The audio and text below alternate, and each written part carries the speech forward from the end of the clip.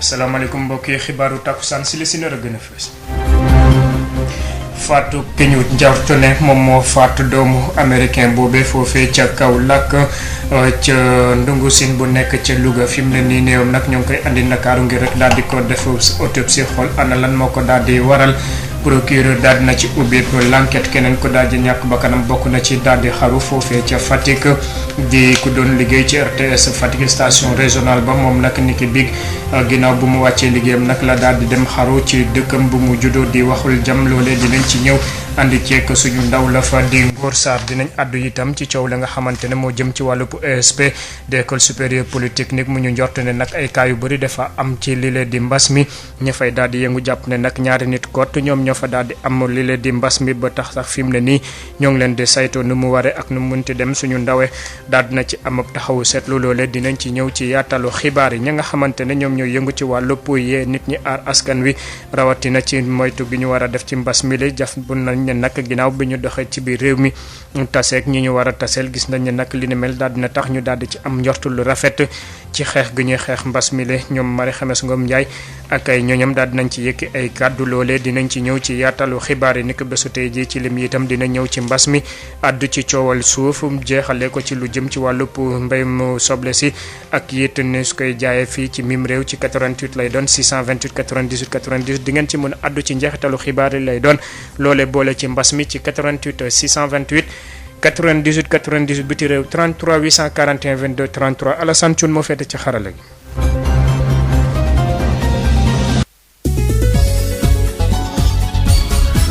Birama Ndiaye. talaata yemboog ñaar fukki fan ak juróom benn ci weeru janvier atum ñaari junni ak ñaar fukk ak benn xibaar yi ñu doore ko ni leen ko waxee tiis rawatina doore ko foofee ca maison d'arrêt et de correction bu nekk ca Louga kii ñu doon wooye Babaka ñu gënoon ko xam ci Amadel moom nag la ñu njort ne moo faat doomu l'Amérique boobee foofee ca Kaolack niki atu daaw moom nag jàpp nañ ne ci ay xibaar yu mujj dafa doon jéem rëcc ci biir ndungu seen soosé ci mujjantal ga nag la daal di ñàkk bakkanam procureur daal di ci ubbi l'enquête ak nu mënti demee andi nañ fii néewum fii ci Ndakaaru ngir rek daal di ko saytu ci wàllu autopsie Lamine Gueye Saman. xibaar bi fees ñëpp di ko waxtaanee fii si biir Njàmbur muy faatu gi nga xam ni Babaka ñu ko doon wooye Amadel faatu na ko moom mi nga xam ne moom la ñu tuumaal ni moo faat Mohamed Cissé doomu américain bi nga xam ni taalibe Cheikh al Islam Baye Niass la woon te ñu faatoon ko ci Kaolack yàggul dara kilifa yi nag ñu bare ceelaaral lu ñu def si mbir mi waaye xibaar yi nga xam ni gëstu nañ ko wax nañu ne kii di Amadel Dey moom dafa bëggoon daw génn si kaso Louga bi nga xam ne fa lañ ko tëjoon fukki fan ak juróom si weeru janvier gannaaw ba nga xam ne teg nañ ko loxo la ñàkkee bakkanam ba fi ñu toll loolu mooy laaj mbott geenam néew bi nag ñu ngi ko jëmale fi nga xam ne mooy Dakar ngir ñu amal autopsie bi maanaam gëstu seet dëgg-dëgg lan moo waral lu ni mel enquête bi nga xam ni procureur ubbi na ko te dénk ko commissariat bu Louga du ñàkk mu leeral lépp lu jëm si wàllu faatu Babaka alias Amadel moom amoon ñaar fukki at ak juróom benn du rak faatub américain bi luñ ko doon tuumaal am na yeneen jëfin yu ñaaw sàcc njuuj njaac yenn sax mu ànd ak tuur deret ki leen doon jotali xibaar yi fii si Louga Lamine Gueye Saman Sud FM. Lamine Gueye Saman bàyyi ko Louga utali diwaanu Sine foofee itam am na tiis gi fa daal di am ki la doon liggéey ci station régionale RTS Fatick moom di Semou Diouf ñu gënoon ko xam ci Zemboy moom nag niki biig wala boog niki tey ci suba dañoo fekk mu daal di xaru ci dëkk gu mu juddoo ginnaaw bu mu liggéeyee démb ba wàcc nag foofee ca Fatick Ngor Sarr. boni animateur bu chaîne régionale bu RTS bu Fatick day moom moo xaru ci dëkk bu mu juddoo ñu di ko waxal jàmm bokk ci commune bu Patar te mu nekk ci wetu commune bu Ñaaxar ay atam a ngi war a toll ci ñeent fukki at mu tudd itam Semou Diouf waaye ñi nga xamante ne ñoom ñooy fans yi ñu ngi ko doon woy Zemboy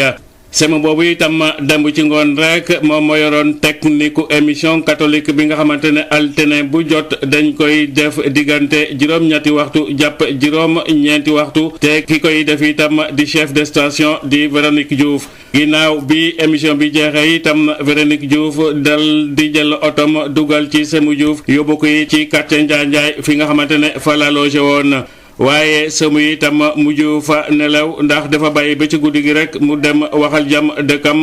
ba mu demee itam fekk waa kër ga tëdd mu jël buum wekk ko itam ci benn garab daal di faat boppam foofu ci wetu kër ga moom Semou Diouf itam bàyyi na ci ginnaawam benn soxna ak lu toll ci ñetti doom waa RTS ak presse bi nekk Fatick ak askan wi yeewoo waxal jàmm ñoom ñëpp itam ci tiis ak njaxare la ñu yeewoo ci suba gi tey lii nag moom mooy ñaareelu nit ki faat boppam ak buum ci diwaanu Fatick diggante benn ay bés ginnaaw ki nga xamante ne faatoon na boppam fale nga xamante ne moom mooy Mbassis mu bokk ci département bu Foundiougne ti fukki fan ak juróom-ñeent ci weeru janvier bi ñu génnee. Ngor Sarr Fatick Sud FM. Ngor Sarr bàyyi ko Fatick dem ca diwaanu Tomborong Koto foofee ca commune ba fi ñu duppee dëkkaan bu ñu duppee Kutu Fing Koto foofu itam lu toll ci ñeent fukki ay néegu ñax ñoom ñoo daal di lakk ba defub doom wante nag amut kenn ku ci jot ñàkk bakkanam Boubacar Tamba. day bu méttee moo lakk naka dëmb dëkk bii di Kutu Fing Koto te mu nekk ci commune Tomborong Koto ci département bu Kédougou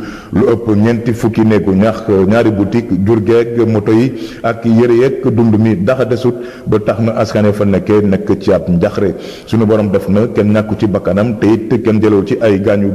ci xibaar yi fa tukkee safara saa ngi jóge ci benn waañ ba benn soxna doon toggee ban ko yégee nag ñii di sapeur pompier wu 62e brigade d'incendie et de secours bu Kédougou ci saa si lañ fa yegg daal di fay lii nga xamante ni mooy safara si waa mairie ba nag daal di joxe ci saasa ay basan ak yenn jumtuwaay yi tax askani ci loru mën a fanaan ci biti te du metti lool ci ñoom talaata ji nag lañ leen fas yéene jàppale ci ay dund ñuy woote wàllu ci kilifa nguur gi ak yenn bonne volonté yi diwaanu Kédougou nag dayang fay bëgg bëri lu jege weer ci ginnaaw rek ñaari gone ñàkkoon nañu seen bakkan ci ab daay bu amoon dëkk bi nga xamante ni mooy jaaxali Boubacar Tamba doon cee jokko fi ci Tambacounda rajo Sud FM. Sud FM.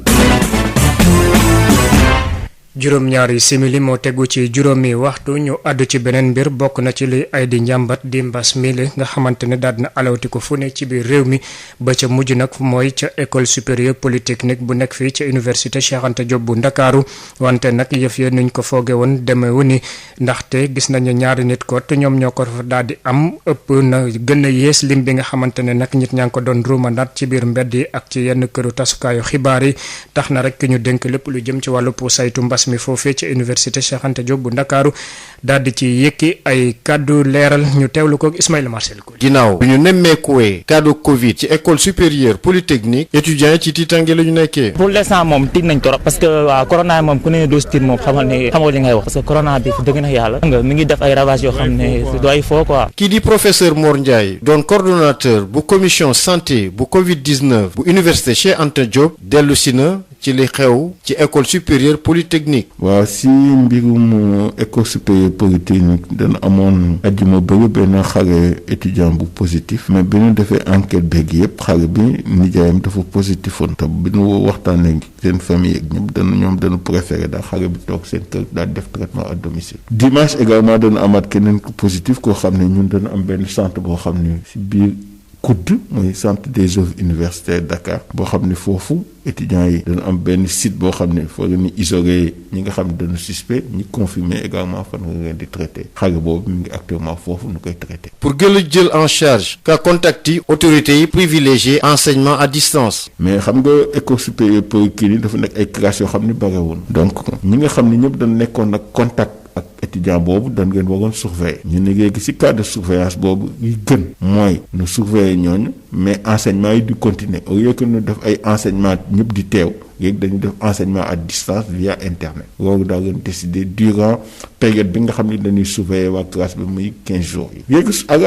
si 15 jours yooyu daan nettoyer salle beeg def lépp li si wax mais li am solo ba solo mooy su fekkee ni si diiru fukki fan ak juróom yi kenn positif yi dañuy reprendre même système bi mooy enseignement présentiel avec respect distanciation sociale yi port de masque yeeg mesure barrière yëpp ak enseignement bimodal ñi mu gun ñëw ne def enseignement bimodal loolu daal moo fi lu bees di xew. naam raxasukaay loxo yi bëri nañu trop ci biir université bi thermoflash yi foo tourné gis leen fa ak affiche yu bëri yi nga xamante ne lenn rek moo leen tax a jóg gën a ñaax askan wi ci mbiru feebar bi le lu ñu nemmeeku ci biir université bi ñu bëri ci étudiants yi duñu sol seen masque comme ni ko autorité sanitaire yi diglee. loole Ismaïla Marcel Koli mooy ñëw di dëggal kàddu yi docteur Souleymane Lo mi jàpp ne nag xeex gi ñuy xeex mbas mi dañoo daal di lajj te nguurub Sénégal lu jéeg njaag moom mooy njàkk ndaxte gis nañ ne nag lu jëm ci wàllu couvre-feu boobee amut benn njeexital ci li nga xamante ne moom mooy jàngatam ci xeex mbas mi li jàpp na itam yenn dogal yi ci seen wàllu bopp rawatina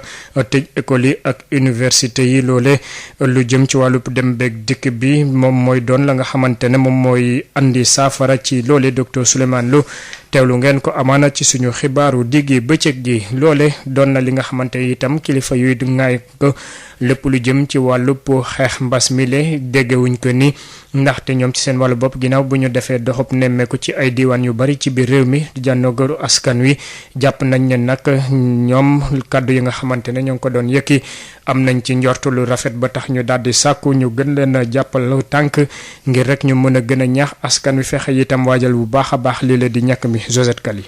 ginnaaw ay weer yu ñu nekkee ci wetu population yi yile acteur communautaire ñoo wone bilan bu dal xel boobee bilan nga xamante ni liggéey bi ñu ngi ko gënoon a teg ci ay plaidoyer ay waxtaan ay session de formation wala it ay visite à domicile docteur Marie-Khemesse Ngom Ndiaye directrice générale de la santé. li mu jur foog naa ne même su ma ko waxul mooy ne gis nañ ne population bi comprendre na loolu am na solo gis ngeen ni ñu koy defee également ci tuberculose ak yeneen feebar gis ngeen bàjjenu gox tey ñu ngi ci mbas mi ñu ngi ci yeneen feebar donc tey ñoom loolu lañ doon évaluer parce que wax dëgg yàlla bu nekkul mbas mi tamit ku nekk xam ne acteur communautaire toogaay bi nga xam ne toog na ko ci wàllu aar parce que feebar faj ko des fois du nekk problème mais service dafay gaaw a déborder donc gis ngeen ni mbas mi demee donc lu ñu wax mooy acteurs yi ñoo nekk ci prévention mooy aar ak promotion de la santé fexe ba nit ñi xam bu baax li nga xamante ne noonu la feebar yi tëddee. ci ni ñuy waajalee te di waxtaanee li jëm ci wàllum vaccination bi tax ba yile acteur communautaire di sàkku autorités yi gën leen a dooleel bu ñu sukkandikoo ci El Hadj Baytir Samb di président bu réseau des acteurs communautaires pour la promotion de la santé. jafe-jafe yi bare na parce que yéex a boole acteurs yi ci xeex bi peut-être techniquement dañ doon bañ exposer acteurs yi d'après seen information mais ñun dañu ne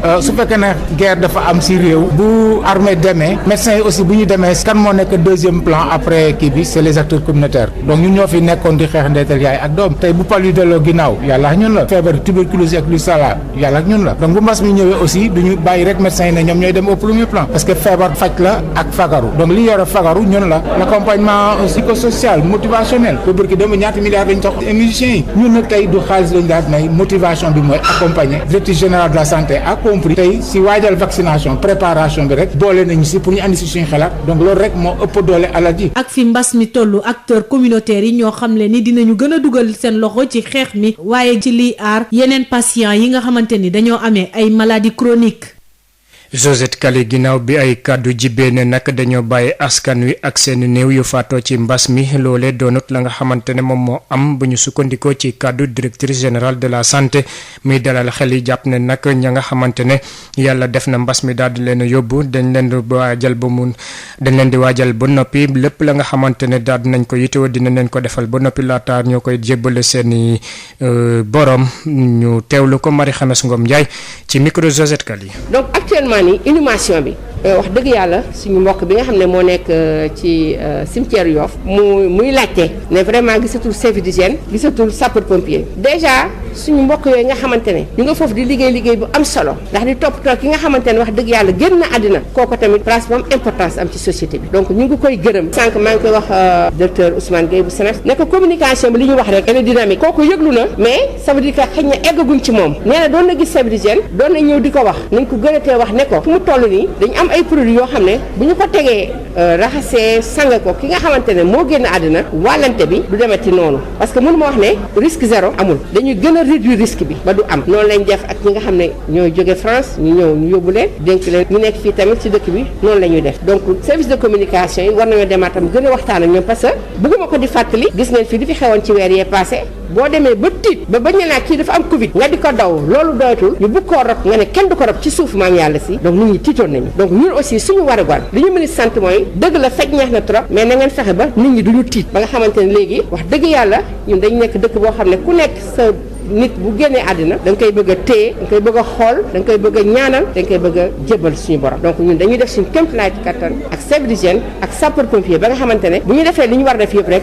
mën nañ koo jébbal seeni waa kër mais aussi li ñuy wax ci dëj ba nit ñi bañ a bëri dégg nga moom tam li mu la wax nee na gis na ne léegi cimetière bi day bëri nit ne dëgg la boo amee nakar bu ngaa gis ku ne mais fi ñu toll nii ci mbas mi rob yi nit ñi mën nañ dem rek dans l'unité familiale mais vraiment ñuy téléphonante ba tam ñuy dem mais boo demee rek nga jaale nga dem loolu daal dañ leen koy dënku parce que bokk na ci li nga xamante ne suñu aada la mais fi ñu toll nii tembe mun nañ ko muñ ba ci kanam. docteur Marie Khemesse Ngom Ndiaye moo doon daal di andi ay leeral ci fànn boobule niki bésu tey jii téeméer ak fanweer ak ñett ñoom ñoo ko amee bees juróom-ñaar fukki ak juróom-ñaar kenn ci ñoom xamul fan la ko jëlee lu toll ci téeméer ak juróom-ñett fukk ak juróom-ñeent nag wër nañ ba ñibbi niki bésu tey jii docteur Ousmane Gueye ñu teewlu ko ci ay leeral. ci junni ak juróomi téeméer ak fukk ak juróomi test yi ñu def téeméer ak fanweer ak ñett ñoo ci positif maanaam fanweer ak juróom benn cas contact mooy ñi jaxasoo woon ak ñi amee woon doomu jàngoro bi amul benn cas importé juróom-ñeent fukk ak juróom-ñaar cas issu de la transmission communautaire maanaam ñi jot feebar bi te xamuñu fu ñu ko jëlee ci ñooñu ñaar fukk ak juróom benn lañu nemmee ko ca Kaolack juróom-ñaar ca Touba ñeent ca Wakam ñett ca Koki Diamniadio Diourbel Guédiawaye Kédougou Louga ak Podor ñaar ca Almadi Dakar Plateau Kër Massar Liberté Mariste Mermoz ak Thilogne benn ci Bel-Air Cité Aliou Sow Fass Foundiougne Guinguinéo HLM Grand Yoff Hann Linguère Mamel Matam Mbour Médina Ndofane Ngaparou Ngor Virage Nioro Nord Foire Patte d'Oie Richard Toll Rufisque Sakal Sicap Baobab Yarax Yoff ak Ziguinchor téeméer ak juróom-ñett fukk ak juróom-ñeent ci ñi ñu hospitalisé woon wér nañu bésu tey ñeent fukk ak juróom-ñett malade ñoo ngi réanimation fukki malade ñàkk nañu seen bakkan bésu dëmb altine ñaar fukki fan ak juróom ci weeru janvier atum 2021 ñeneen ñi ci des hôpital ñoo ngi tane ñiy sàkku ba léegi ci askan gi ñi sàmmoo ak digle waa kër docteur rawatina takku masque saa su ne raxasu ak ndox ak saabu wala ñuy utiliser gel hydroalcoolique boole ci dandante ñi ñaan aussi ñi mën a dimbali protéger suñu kilifa yi ci kër yi comme ñooñu génnuñu demuñu ñun ñuy dem ñiy tàkk suñu masque di raxasu. Sud FM. ñu àddu ci beneen mbir bokk na ci coowal suuf foofee ca Diass ngir rek nga daal di fa am ab kayit buy wane ne mun nga faa tabax ay jafe-jafe yu tar nga fay daal di am ndax ci dolli itam suuf amatu fa ndaxte lu ëpp ñaar fukki junni hectare daal di nañ ko fa xàppati ci commune bu Diass loole zone économique spéciale pôle urbain ak usine gros porteur yeneen projet yu bëri yu demee ni ki aéroport international bu Blaise Diagne yooyu yëpp ñëw daal di fa ñambaasu Moustapha Sall. jafe-jafem suuf lu yàgg la fii nga xamante ne mooy diwaanu Diass loola nag ay décret yu baree bari yu nga xamante ne nguurug Sénégal xaatim na ko ngir aar suuf soosilee li ko gën a yokk nag mooy aéroport bi la mu xàppati daal di koy ngar daa joow Mamadou Diouf moom moo yore wàllu urbanisme ak habitat cadre de vie fii ci commune bu Diass. Diass day dund situation yu métti ci wàllu suuf depuis ay at yu bare bare création aéroport international Blaise Diagne jafe-jafe yu ñuy am au niveau de Diass yëpp foofu la féete ba tax na tey jii damay wax ne lu mel ni AIBD boo xam ne moo njëkk bu mu ñëwee aussi pour projet boobu mën a taxaw état da leen jox suuf titré def ko décret mu nekk ñaari titre foncier bu ci njëkk nekk 1097 MB beneen titre foncier bu aussi nekk 1315 MB toll ci benn superficie bu ñu xayma ci 4500 hectares waaye ci loolu aussi may fàttali ne en 2012 le président Wade bu fi nekkoon aussi yaataloon na décret boobu yokk ci yeneen 4000 hectares ba ñu toll woon presque ci 8000 hectares. loolu day am na projet yu baree bari yu nga xamante ni yokk na ci lii sax day tax ba dëkkaan yi nga xamante ni ñoo fi nekk ñi nga xamante ne ñoo fay mujj juddoo di gone yi bu ñu deful ndànk dootuñu am ñoom fu ñu dëkk. beneen problème boo xam ne ñu ngi koy dund aussi de nekk ci wàllu zone économique spéciale yi yoo xam ne toll ci 718 hectares lu jéggi foo xam ne aussi tey fa la ñu tëgg yeneen projet mu toll ci lu mat 10 000 hectares donc yooyu yëpp nekk suuf yoo xam ne aussi état immatriculé na ko titré ko ci turam téye ko de telle sorte que am na yu bari yoo xam ne aussi pour askan yi sax dëkkuwaay yu bari ci lañ nekk n'empêche que aussi nit ñi fa lañ dëkk waaye aussi projet yi aussi fa la ko état di defal dëkk loolu aussi beneen jafe-jafe la indi ci la état aussi defee beneen projet du pôle urbain Daga Xolpa boo xam ne tey mooy actualité au niveau de Diass mooy coow li au niveau de Diass boo xam ne jël na superficie de 3891 hectares am na yeneen yoo xam ne moo fi jiitoon depuis 2009 projet gros porteur de donc ñu defoon ko fii côté Touglu mu yoroon lu mat 100 hectares donc te mu xatal dëkk bi trop dëkk yi mënuñu yaatu dëkk mu mel ni Touglu séeréer Touglu wolof kàndam bëgg extension bi mënuñ ko am parce que projet boobu aussi moo fa tënk TF boobu moo fa nekk état ko ba léegi donc ça pose problème. lu toll ci ñaar fukki junni hectare wala lu ko ëpp loola nguur gi da koo aar kenn du ko laal ci commune bu ndaw bu toll ne Diass loolu sax moo tax am fa këyit ngir tabax wala am fa dëkkuwaay sax lu metti lool la ci ñi nga xamante ni ñoom ñoo juddoo foofu yaroo fa màgge fa muy seen suufa yenn saa yi sax ñu am jafe-jafe tool yu nga xamante ne nii dañ koy bayee ndaxte nguurug Sénégal moo indi ay projet yu bari samp ko fii nga xamante ne mooy diwaanu Diass. Moustapha Sall Mbour Sud FM. Moustapha Sall dañuy desandi ak yow foofee ca Mbour gis nañ ne itam nguurub Sénégal bëri na projet ya nga xamante ne def nañ ko foofee ca Diass ba tax rek ngir commune bu Diass daal di yokku ay jafe-jafe la am ba tax rek mu daal di yëkkati yuxu wàllu ci nguurub Sénégal ngir rek ñu daal di fexe déclassifier yenn bërëb yi bu ko defee askan wa fa daal di am fu ñuy dëkk. Cheikh Tidiane Diouf moom moo nekk maire bu Diass ñu teewlu ko ci micro Moustapha Sall. comme ni ñuy faralee di ko wax commune Diass dafa nekk commune boo xam ne bi tey mu ngi am 93 kilomètres carrés boo xoolee ci 93 kilomètres carrés yooyu daanaka li ci gën a bëri ci suufu Diass tey dañ koy immatriculé au nom de l'État mooy 8000 hectares ay BD 3000 hectares zone pôle Daga Kholpa 100 hectares gros porteur. Donc li ñuy ñaan état tey mooy na que ñun ñoo ko fi nekkal te xam naa ne président de la république ku sensible la par rapport ak question population bi moo tax dañ koy ñaan askan mi nga xam ne moo nekk biir Diass nan lañ mën a def ba dëkk yi nga xam ne yàgg nañ fi ñu am fu ñu yokkoo loolu la ñuy ñaan te ñu ngi ciy dox ci suñu def suñu kéemtulaay kàttan ki nga xam ne ki nag am nañ ci moom yaakaar ne dinañ ci jàppale mooy njiitum réew mi président de la république du Sénégal pour que décret yooyu nga xam ne tey ñoom ñoo xaw a tënk Diass ñu fexe ba décret yooyu daal mu xool nan lañ mën a def ba village yooyu ñu mën a am zone yi nga xam ne ñoom la ñu yokk ndax ndaw ñi dañu war a tabax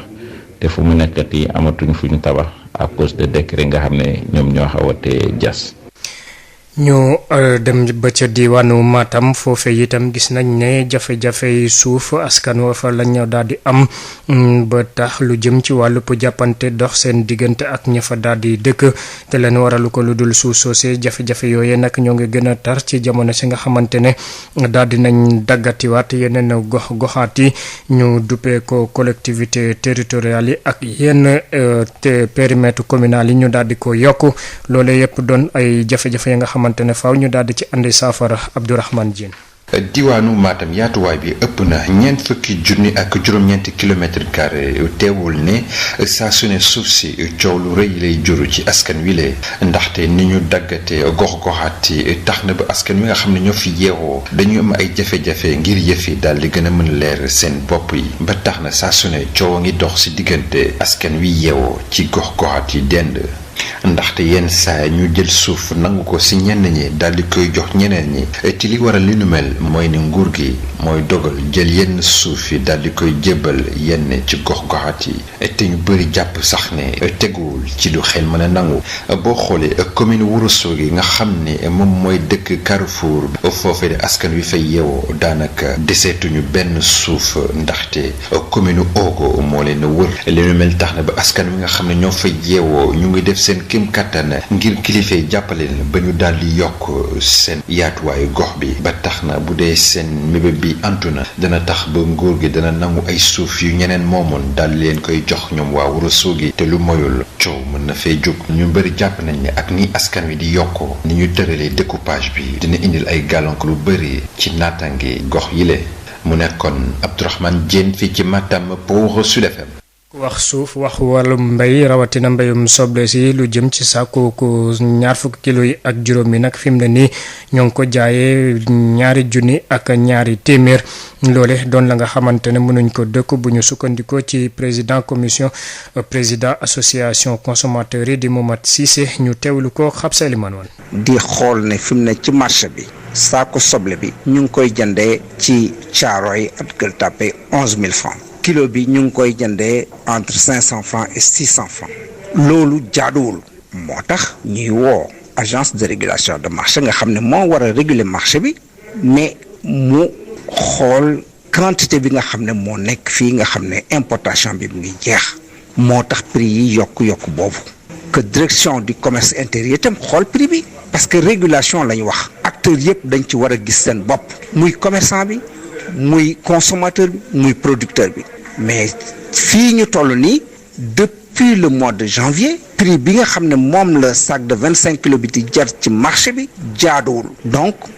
ñu attirer attention autorité bi que dégg nga maam mu agir ba consommateur bi gis boppam ci régulation bi mais fi nu toll nii vraiment yëf yi cher na tar na te Covid la ñu nekk.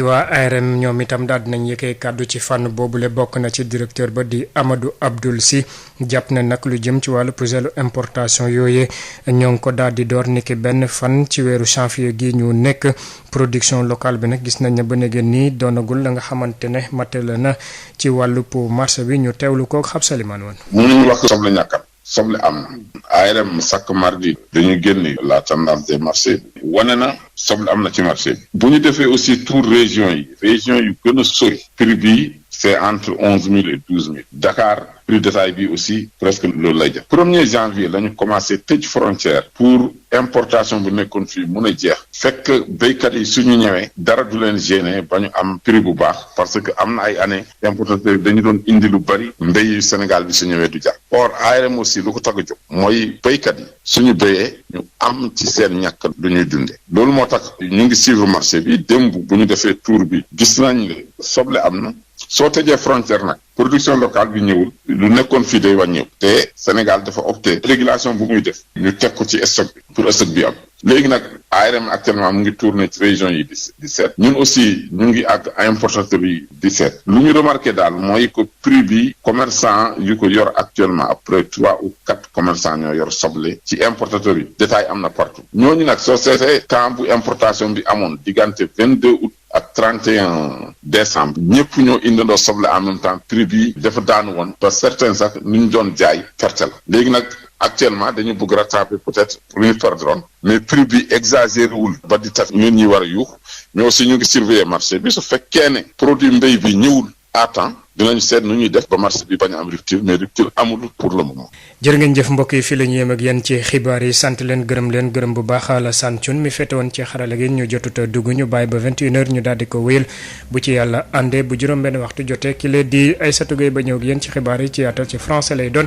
ñu bàyyi leen Sud Éducation moo ñu wutu ci toogu gi buñ ca noppee ñu bàyyi leen ngeen wende ak seen programme seen rajo.